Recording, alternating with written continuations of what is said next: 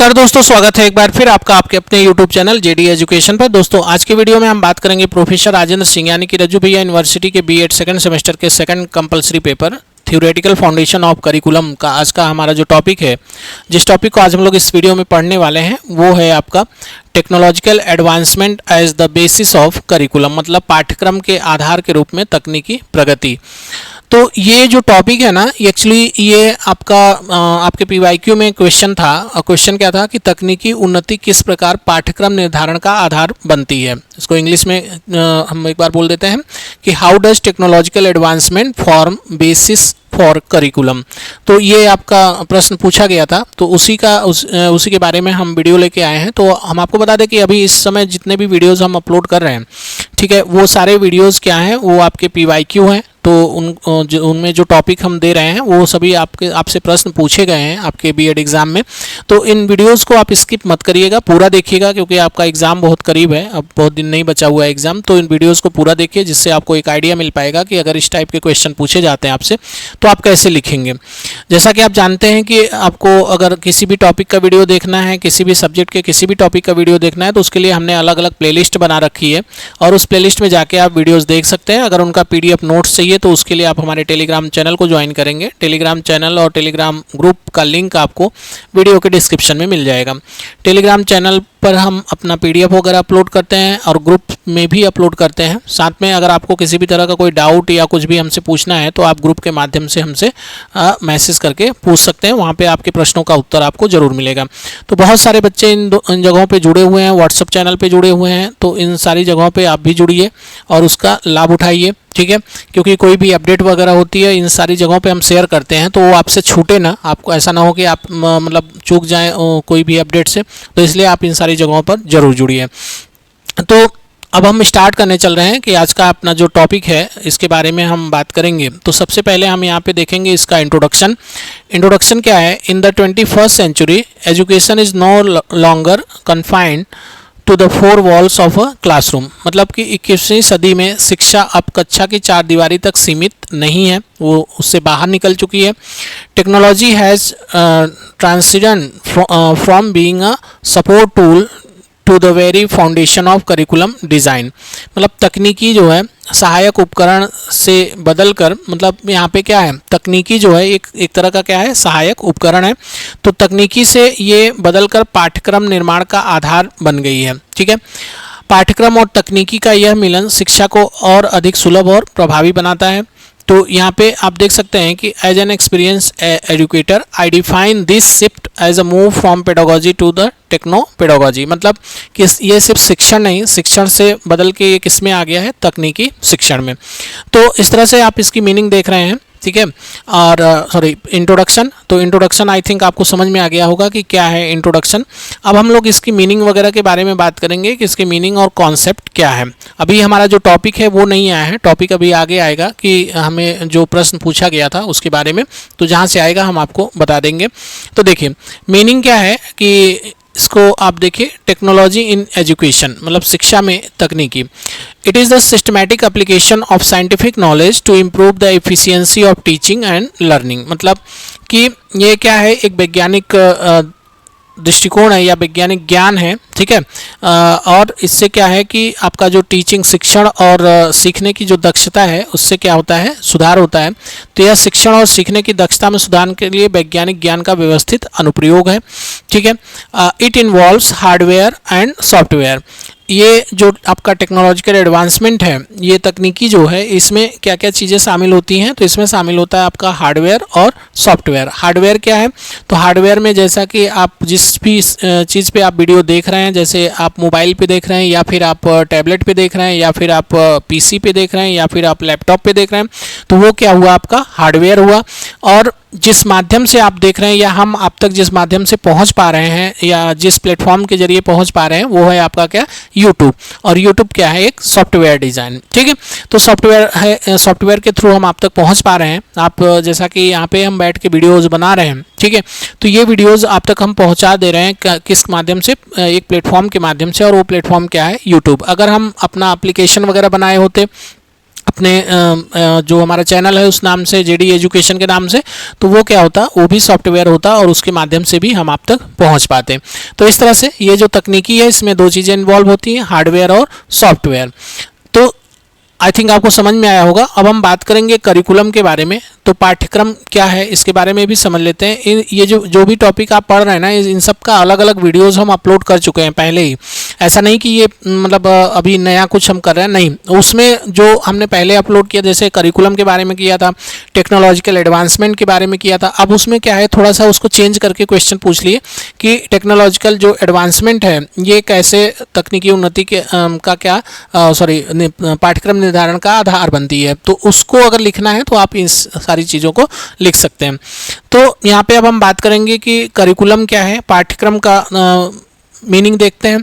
ठीक है, तो पाठ्यक्रम जो वर्ड करिकुलम जो वर्ड है ये डिराइव्ड है फ्रॉम लैटिन वर्ड क्यूरर, ठीक है, विच मीन्स रेस कोर्स। ठीक है, इसका मतलब ये है कि जो पाठ्यक्रम है ये लैटिन शब्द क्यूरर से बना है जिसका अर्थ है दौड़ का मैदान। ठीक है, in modern terms it is the sum total of all experiences a student receives in school. यह उन सभी अनुभवों का योग है जो एक छात्र स्कूल में प्राप्त करता है। अब छात्र स्कूल में कौन कौन से अनुभव ले सकता है, वो मतलब सीख सकता है, शिक्षा ग्रहण करता है, उसका शारीरिक विकास होता है, उसका मानसिक विकास होता है ना, उसका सामाजिक विकास होता है। तो बहुत सारी चीज़ें उसमें इन्वॉल्व होती हैं। तो वो सारी चीज़ों को मिला के ही जो मतलब उसका जो सब सारे जो जितने भी डेवलपमेंट हैं या जो भी चीज़ें से उसका विकास होता है उन सभी को अगर हम मिला दें तो वही क्या है, आपका करिकुलम है। ठीक है, करिकुलम का मतलब ये नहीं होता कि सिर्फ आप सिलेबस पढ़ लिए और वो आपका करिकुलम हो गया, नहीं। करिकुलम में क्या होता है, आपका सिलेबस भी आता है, आपके जो एक्स्ट्रा करिकुलम होते हैं, जो एक्स्ट्रा वर्क आपसे करवाए जाते हैं, है ना, जो एक्स्ट्रा एक्टिविटीज़ वगैरह करवाए जाते हैं, जैसे पेंटिंग हो गया, है ना, आप फॉरेस्टेशन हो गया, ठीक है, जो आप पौधे वगैरह प्लांटेशन वगैरह करते हैं, आप साफ सफाई करते हैं, आप खेल कूद करते हैं। तो ये सारी चीज़ें जब मिला देंगे तो उसी को आप क्या बोलते हैं, करिकुलम बोलते हैं। अब हम इसके डेफिनेशन के बारे में बात करेंगे। तो डेफिनेशन क्या है उसको भी देख लेते हैं। तो इन सारी चीज़ों के बारे में हम पहले भी बता चुके हैं आपको। तो यहाँ पे देखिए, definition by Cunningham, curriculum is a tool in the hands of the artist to mould his material according to his ideal in his studio. मतलब पाठ्यक्रम क्या है, पाठ्यक्रम करिकुलम इज अ टूल, ये एक टूल है ना, in the hand of artist. तो यहाँ पे जो आर्टिस्ट के बारे में बोल रहे हैं वो आर्टिस्ट कौन है, टीचर। तो टीचर के हाथ में क्या है, सारी चीज़ें हैं। वो क्या कर सकता है कि जो बच्चे हैं, जो छात्र हैं, उनको वो मोल्ड कर सकता है, उनको एक शेप दे सकता है। ठीक है, जैसा भी वो बनना चाहे या जैसा भी वो बनाना चाहे, एक टीचर क्या कर सकता है, उनको बना सकता है। और उसके लिए जो स्टूडियो है, वो स्टूडियो को क्या है, स्कूल जो है वो स्टूडियो का काम कर रहा है। ठीक है, तो स्कूल जैसे स्टूडियो में एक टीचर क्या कर सकता है, अपने छात्रों को जैसे चाहे वैसे मोल्ड कर सकता है, उनको बना सकता है। तो यही क्या है, आपका करिकुलम है, और करिकुलम का यूज करके वो ऐसा कर सकता है।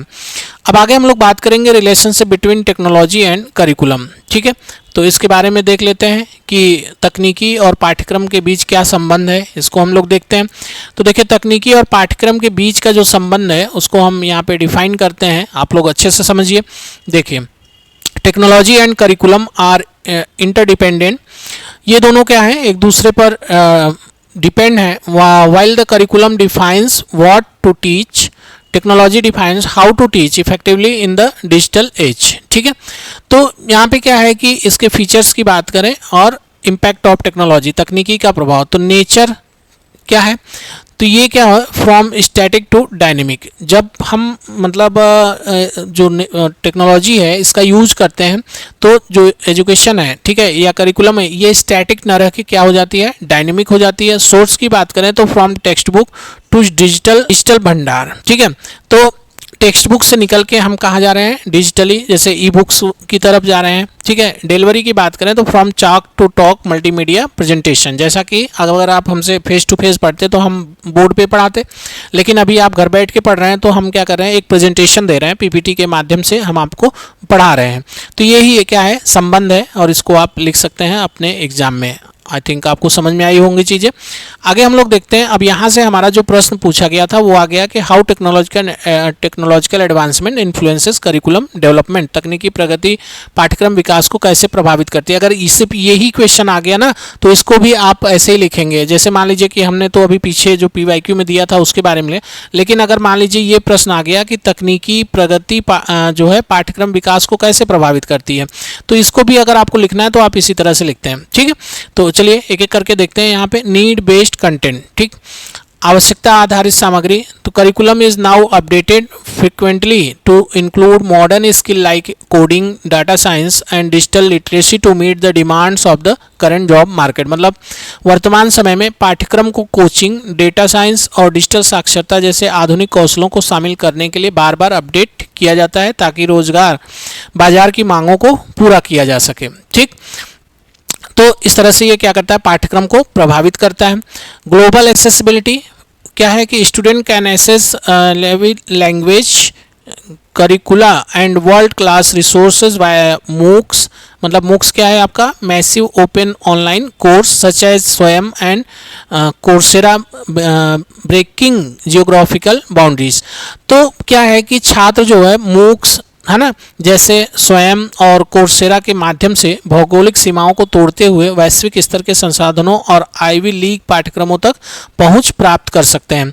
तो अगर आप मूक्स का यूज करते हैं तो इससे आप क्या है कि ग्लोबली आप किसी भी मतलब करिकुलम, किसी भी पाठ्यक्रम या किसी भी सिलेबस को आप क्या कर सकते हैं, वहां तक पहुंच सकते हैं और आप उनको पढ़ सकते हैं। जैसे कि अगर हम मान लीजिए यहाँ पे बैठ के पढ़ रहे हैं, हमें किसी टॉपिक के बारे में ज़्यादा जानकारी इकट्ठा करना है, तो हम क्या करेंगे, उसको सर्च करेंगे गूगल पर, और हो सकता है कि हमें फॉरेन किसी यूनिवर्सिटी का कोई नोट्स मिल जाए या कुछ चीज़ें मिल जाए, तो उससे क्या है, यही यहाँ पे बोला गया है कि इससे क्या है, ग्लोबल जो है एसेसिबिलिटी मिलती है। नेक्स्ट यहाँ पे हम बात करेंगे कि इंडिविजुअलाइज्ड लर्निंग, व्यक्तिगत अधिगम। ठीक है, तो व्यक्तिगत अधिगम जब आप ऑनलाइन पढ़ते हैं तो ये क्या है, व्यक्तिगत अधिगम ही है ना, क्योंकि यहाँ पे आप घर पे बैठ के क्या करते हैं, चीज़ों को पढ़ते हैं। तो technology allows for differentiated instruction where the curriculum and teaching speed adopt to each child's unique learning pace and ability. मतलब तकनीकी जो है विभेदित निर्देश की अनुमति देती है, जहां पाठ्यक्रम और सीखने की गति प्रत्येक बच्चे की विशिष्ट सीखने की क्षमता और गति के अनुसार अनुकूलित हो जाती है। तो इस तरह से हम देख रहे थे कि रिलेशन इनके बीच में। अब आगे हम लोग बात करेंगे impact of modern tools on curriculum.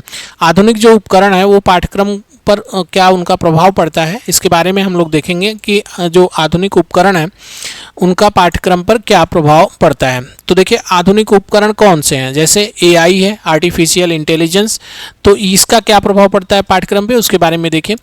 AI helps in creating personalized learning paths and automated assessment. It analyzes students' data to identify weak areas and provide instant feedback. मतलब आप देखते हैं ना आजकल कोचिंग वाले या जो ऑनलाइन पढ़ाते हैं, तो वो कहते हैं ना कि हमारा जो सिस्टम है, हमारा जो एप्लीकेशन है, ये AI बेस्ड है। इससे आपको क्या पता चलेगा कि आपका कौन सा टॉपिक, कौन सा एरिया आपका वीक है, उस पर आपको फोकस करने की ज़रूरत है, पूरा एनालिसिस करके देगा।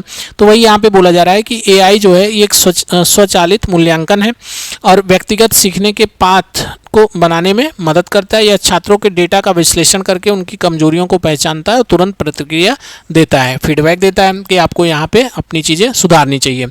स्मार्ट क्लासरूम, जो स्मार्ट कक्षाएं हैं, these allow for the visualisation of complex concept like the solar system और human anatomy through 3D animation and interactive boards making learning more immersive. मतलब ये क्या है, जो स्मार्ट क्लासरूम में हम क्या करते हैं, जो 3D वीडियोज़ वगैरह देखते हैं किसी भी चीज़ पे। अगर हमें मान लीजिए बॉडी के बारे में पढ़ना है तो बॉडी का हम क्या कर सकते हैं, विजुअलाइज कर सकते हैं उसको स्मार्ट क्लास में प्रोजेक्टर के थ्रू, या फिर हम अपने डिजिटल जो हमारा बोर्ड है, पैनल है, उसके थ्रू हम कर सकते हैं। ठीक है, तो इस तरह से यहाँ पे क्या है कि ये 3D एनिमेशन और इंटरैक्टिव बोर्ड के माध्यम से सौर मंडल या मानव शरीर रचना जैसे जटिल अवधारणाओं के दृश्यीकरण, विजुअलाइजेशन की अनुमति देते हैं, जिससे सीखना अधिक प्रभावशाली हो जाता है। जब आप कोई वीडियो देखते हैं ना, एनिमेटेड वीडियो, तो उससे आप ज़्यादा अच्छे से चीज़ों को सीख पाते हैं। आगे बात करेंगे ICT एंड ई लर्निंग। तो ICT क्या है आपका, यहाँ पे इंफॉर्मेशन कम्युनिकेशन एंड टेक्नोलॉजी और ई लर्निंग, सूचना एवं संचार प्रौद्योगिकी और ई लर्निंग।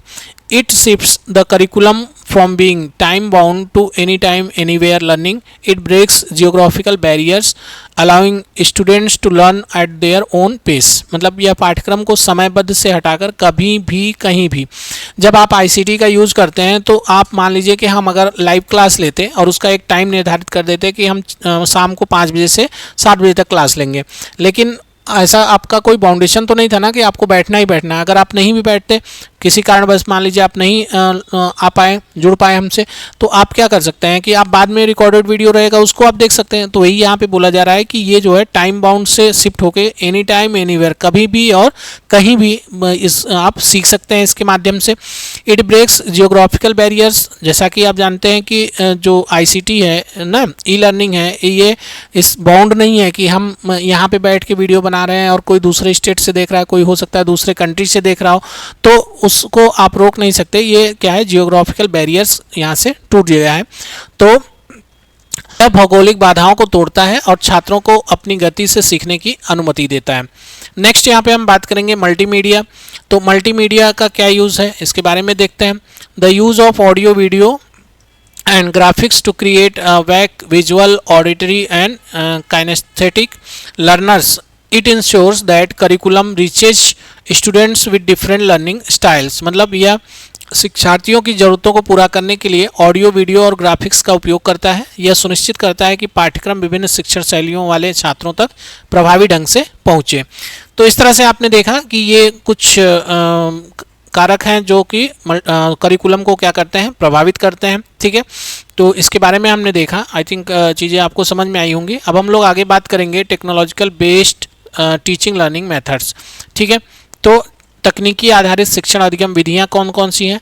तो एक है आपका फ्लिप्ड क्लासरूम, मतलब पलटी हुई कक्षा। पलटी हुई कक्षा का मतलब क्या है कि अगर हम सारी चीज़ें हमको ऑनलाइन मिल जाए तो हम घर पे बैठ के क्या कर सकते हैं, लेक्चर अटेंड कर सकते हैं। अगर कोई डाउट आया तो उसको हम जाके क्लासरूम में पूछ सकते हैं। ठीक है, टीचर से जाके पूछ सकते हैं कि सर यहाँ पे ये चीज़ नहीं समझ में आ रही है। तो यहाँ पे देखिए क्या हुआ कि कक्षा पलट गई ना। जो काम आपको क्लासरूम में बैठ के करना था वो काम आप कहाँ पे कर रहे हैं, आप स्कूल से घर पे कर रहे हैं। तो घर पे बैठ के आप रात में वीडियो देख रहे हैं और दिन में स्कूल में जाके आप क्या कर रहे हैं, टीचर से अपना जो भी डाउट्स है उसको आप क्लियर कर रहे हैं। तो वही चीज़ें इसको बोल रहे हैं कि फ्लिप्ड क्लासरूम। ठीक है, student watch lectures at home and do homework activities in classroom. Blended learning, मिश्रित अधिगम, तो combination of traditional face to face teaching and online activities. जैसे कि अगर आप किसी कोचिंग में जाएं, एडमिशन लें और वो बोलें कि आपको हम फेस टू फेस तो पढ़ाएंगे, साथ में हम रिकॉर्डेड वीडियो भी आपको दे देंगे क्लास का, जो अगर आपको कभी डाउट होता है तो आप उस वीडियो को देख सकते हैं। तो ये क्या हो गया, ट्रेडिशनल लर्निंग और ऑनलाइन जो लर्निंग है, टीचिंग है, दोनों का मिश्रण हुआ, उसी को हम बोल रहे हैं क्या, ब्लेंडेड लर्निंग। गेमिफिकेशन, तो using game elements in the curriculum to increase engagement. जब आप क्या कर सकते हैं कि ऑनलाइन में आप देखते हैं कि उसमें बहुत सारी चीज़ें जो आपका वीडियोज़ वगैरह होते हैं, जो एनिमेटेड वीडियोज़ वगैरह होते हैं, इससे क्या होता है, हमारी उत्सुकता बनती है और हम थोड़ा ज़्यादा इंटरेस्ट लेके उस चीज़ों को देखते हैं और सीखते हैं। तो वहीं पे यहाँ पे बात हो रही है। तो ये सारी जो विधियाँ हैं, इससे हम जो है तकनीकी आधारित शिक्षण अधिगम विधियाँ हैं। अगर ये आपको लिखने के लिए आए तो आप लिख दीजिएगा। नेक्स्ट हम बात करेंगे, अगला क्या है कि हम change in teaching objective and skill based curriculum, शिक्षण उद्देश्यों में परिवर्तन और कौशल आधारित पाठ्यक्रम। तो इसके बारे में हमें लिखना है, earlier the objective was rote memorisation, today due to technology the objective have shifted to 21st century skill. मतलब अब क्या हो गया है कि आलोचनात्मक सोच डेवलप हो गई है, डिजिटल नागरिकता, सूचना साक्षरता और समस्या समाधान। तो इस तरह से चीज़ें क्या हो गई हैं, बदल गई हैं। रोट लर्निंग से अब हम इस पे आ गए हैं। ज़्यादा हम क्या कर पा रहे हैं, क्रिटिकल थिंकिंग कर पा रहे हैं। ठीक है, डिजिटल सिटीजनशिप, मतलब ज़्यादातर लोग क्या हो रहे हैं, ऑनलाइन डिजिटली जुड़ रहे हैं। ठीक है, वहाँ पे प्रॉब्लम सॉल्व कर रहे हैं, इन्फॉर्मेशन शेयर कर रहे हैं। तो बहुत सारी चीज़ें यहाँ पे हो रही हैं। आगे हम लोग देखते हैं कि नीड फॉर करिकुलम रिवीजन, पाठ्यक्रम संशोधन की आवश्यकता। तो static curricula become obsolete quickly, we need revision because to keep pace with the job market, रोजगार बाजार के साथ तालमेल डिजिटल अंतर को पाटने के लिए। मतलब यहाँ पे क्या है कि पाठ्यक्रम संशोधन की आवश्यकता क्यों पड़ रही है, वही उसी के बारे में बोल रहे हैं। तो बाजार के साथ तालमेल बना रहे ताकि जो मार्केट को डिमांड है, जो करंट सिचुएशन, जो मतलब जिस तरह की स्किल की ज़रूरत है वो स्किल क्या हो, इसलिए करिकुलम में चेंजेस करते रहना चाहिए और डिजिटल अंतर को कम किया जा सके। To include cyber security awareness वगैरह, ये सारी चीज़ें हम यहाँ पे देख पा रहे हैं।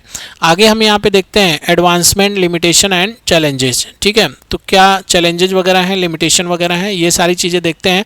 तो लाभ, लिमिटेशन या चैलेंजेस के बारे में बात करें तो ये क्या है, हाई इंगेजमेंट, मतलब उच्च जुड़ाव होता है।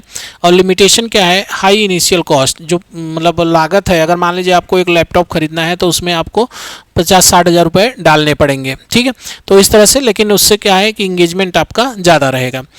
इजी स्टोरेज ऑफ डाटा, ढेर सारा डाटा को आप भंडारण कर सकते हैं। आप अगर ई बुक लेते हैं तो आप हज़ारों किताब आप अपने लैपटॉप में डाल सकते हैं, आप अपने सिस्टम में डाल सकते हैं, टैबलेट में डाल सकते हैं, उसको पढ़ सकते हैं। लेकिन लैक ऑफ ट्रेंड टीचर, प्रशिक्षित शिक्षकों की कमी हो सकती है। इंक्लूसिव एजुकेशन, समावेशी शिक्षा, सभी के लिए ये चीज़ें उपलब्ध हैं और इससे क्या हो सकता है कि हेल्थ इश्यूज आ सकता है, स्क्रीन टाइम जो है, मतलब स्वास्थ्य संबंधी मुद्दे हो सकते हैं। ठीक है, इंटरेक्टिव लर्निंग इंटरेस्टिंग हो सकती है, लेकिन साथ ही यहाँ पे एक समस्या आ सकती है कि साइबर बुलिंग और मिस इन्फॉर्मेशन, मतलब कि इससे क्या होता है, गलत जानकारी भी आप तक पहुँच सकती है। तो इस तरह से इसके एडवांटेज वगैरह के बारे में हमने बात करी। अब आगे हम लोग देखते हैं नेक्स्ट NEP 2020 पर्सपेक्टिव, राष्ट्रीय शिक्षा नीति 2020 के दृष्टिकोण से देखते हैं।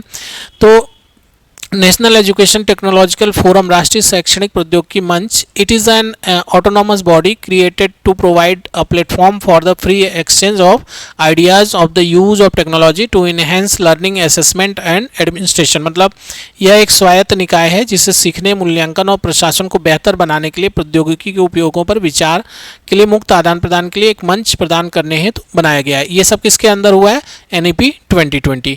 कोडिंग फ्रॉम क्लास 6 to 6, तो जो कोडिंग वगैरह पहले हम 11-12 के बाद पढ़ते थे या 11-12 में पढ़ते थे, अब क्या हो गया, वो क्लास 6 से आ गए। To foster computational thinking and logical reasoning from a young age, the curriculum now include coding and vocational integration starting from middle school. मतलब कम उम्र से ही कंप्यूटेशनल सोच और तार्किक तर्क को बढ़ावा देने के लिए पाठ्यक्रम में अब माध्यमिक विद्यालय से ही कोडिंग और व्यावसायिक एकीकरण को शामिल किया गया है। तो ये सब कब हुआ, ये सब हुआ NEP 2020 के आने के बाद।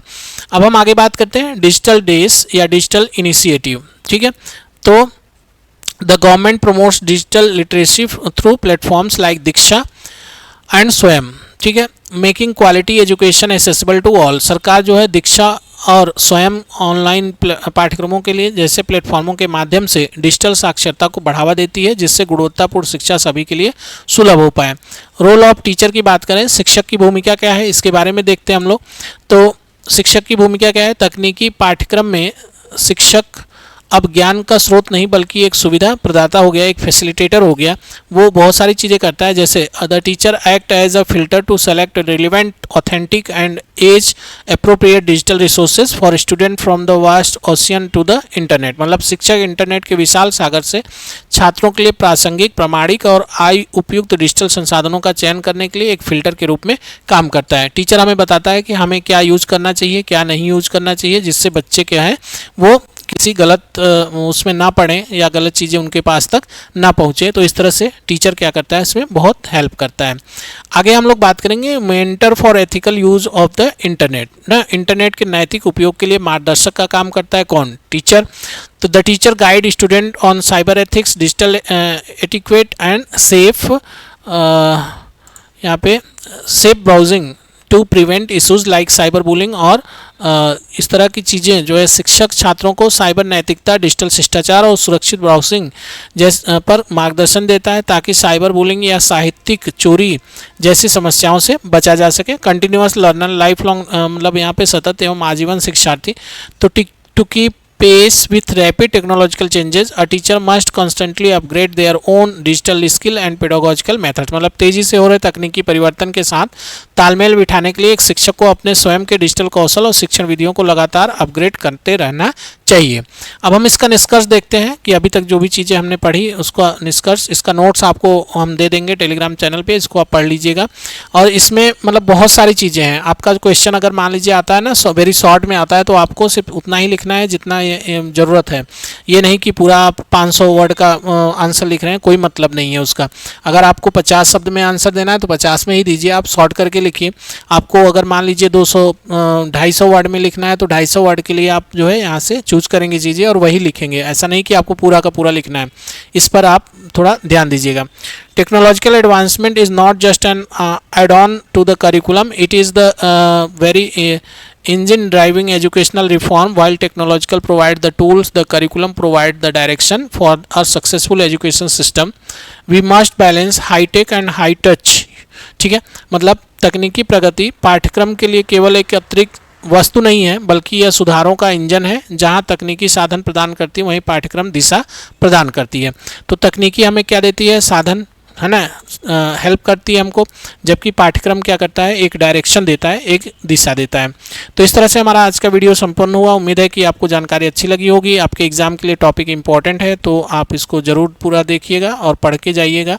ठीक है, तो चलिए आज के वीडियो में बस यहीं तक, मिलते हैं हम नेक्स्ट वीडियो के साथ। तब तक आप अपना ख्याल रखिए, मन लगा के पढ़ाई करिए।